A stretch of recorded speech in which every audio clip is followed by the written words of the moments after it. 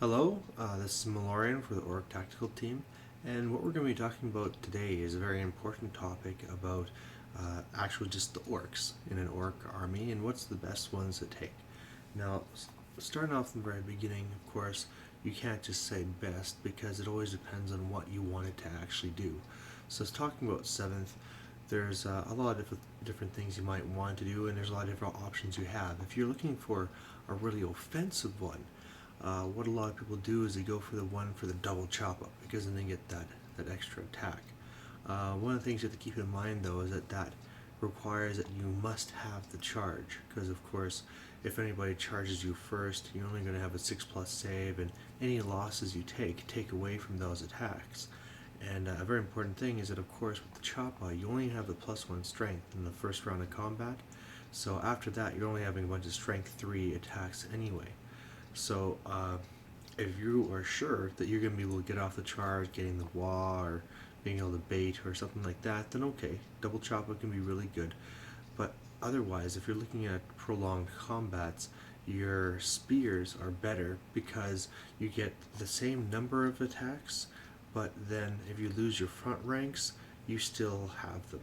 And that can be very important. I found that when I go against things like vampire counts or demons or stuff like that, that it's really good to have these spear units. I actually take savage orcs with spears because of all the attacks you get, and even though they're only strength 3 and you get the extra attacks if you're not doing the charging yourself, I usually find that actually what happens with my orcs, that I'm not charging, and there's these prolonged combats.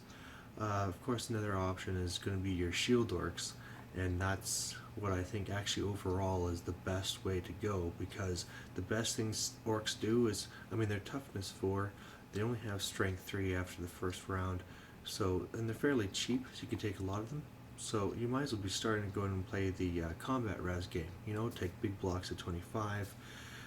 You know, hold up the charge, flank. You know, and just break them down with combat res. A lot like almost just like dwarves. But I'm sure the dwarves don't want to hear that from an orc army. They're just like them. But anyway, so when you're looking at all the different loadouts, I would say that in 7th edition, shield orcs are the best way to go. You know, they're the safest, the most reliable.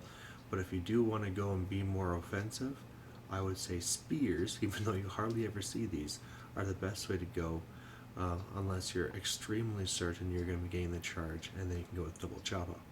Now, I think what people want to know a lot more about is what's going to be the best way to go in 8th.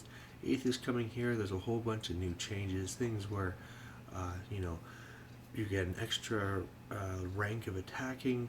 If you have lots of ranks, you're stubborn. If you go horde, all of a sudden you get even a 3rd rank attacking. You know, 4th if you have spears. And so, what's going to be the best orc to take for this? And so, once again, you're going to have to ask yourself, what are we trying to do with these orcs? And it comes down to, again, are you wanting them to be offensive, or are you wanting them to, you know, go for that stubborn so you can kind of hold out?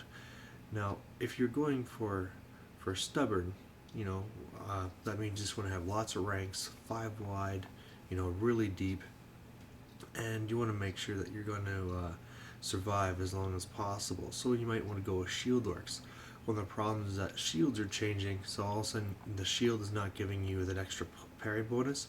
It gives you a 6+ ward, and really, you know, it really depends on what the strength coming at you is, whether that 6+ ward is better or worse than before. But I found it's actually still rather the same, and a lot of times it is still helping out quite a bit. Or really, if you're looking at some of these big blocks, you might just want to save the points altogether and just take a plain orc.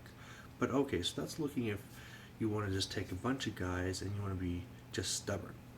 The problem with just doing that though now is, whereas before in 7th where I said you might as well play the combat res game, is that the combat res game doesn't work as well in 8th. And the reason for that is that, first of all, whereas normally before you'd have a combat res of 5 base, you have your 3 ranks, you have your banner, you have your outnumber is not there anymore, so you're only looking at a base of 4.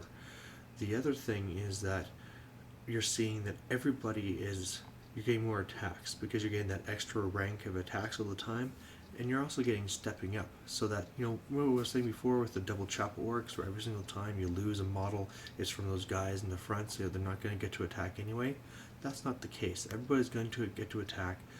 There's going to be lots of kills, and so a unit like of orcs could take a real beating.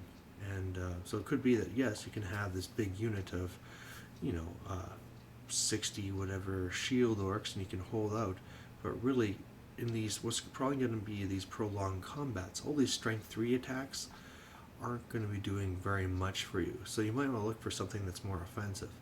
Now, before I was talking about the comparison to double choppas to spears, and spears being better because you get these more attacks all the time. Well, if you look at it now, a unit with spears will get the front rank, the second rank, and the third rank, 3 ranks of fighting, and so 3 attacks. In the 8th edition, now with double choppas, you're going to have 2 ranks for the first one and 1 for the second. So it's exactly the same. You get the same number of attacks. The only difference is that spears only get that extra attack if they didn't charge, and they don't get strength 4 on the first turn. Now there's also the difference that one's 2 points and the other one's 1 point, but I think if you're looking for a unit that's actually going to do damage, all of a sudden you're looking at it and you might as well go for that double choppa. Now in this case, you're not going for that big of a unit, but certainly if you want to do a lot of damage with just the unit, then you might want to just go for that and go for the double choppas now, knowing that you're going to get a big first hit. They can't take away those attacks, and then after that you just get a bunch of little strength 3 attacks. So that's what I say what you want to do with that. But another thing that becomes very interesting in 8th is actually the archers, the archer boys. And the reason for that is because shooting got better too. So what happens now is that you can fire in 2 ranks, and every rank past that you get half a rank that can shoot. So when you're setting these guys up, I mean, when you think about it, if you had a unit of archer boys that were 10 wide, so horde formation, you're getting extra round attacks, that means that you are shooting with, let's say you took 30 of them, that means you're getting 25 shots all the time, and when it comes to combat, then you're going to be getting 30 attacks, because you got 1 rank, 2 rank, and extra for horde. So 30 strength 4 attacks, assuming you lose no guys, is pretty good from this unit that is only 6 points, 30 of them, that's 180 points. I mean, that's a pretty good deal. So that's a unit I can see working very well on the flank. So you're kind of moving up, shooting, and then you can try and flank at the end too. Because another difference in 8th is that you can only take away ranks if you have 2 ranks yourself. So things like before where you just might be throwing up some cav or something, that doesn't work anymore. You might need with some ranks. So that's it for orcs. So, our boys might be really good there on the flanks, do some shooting.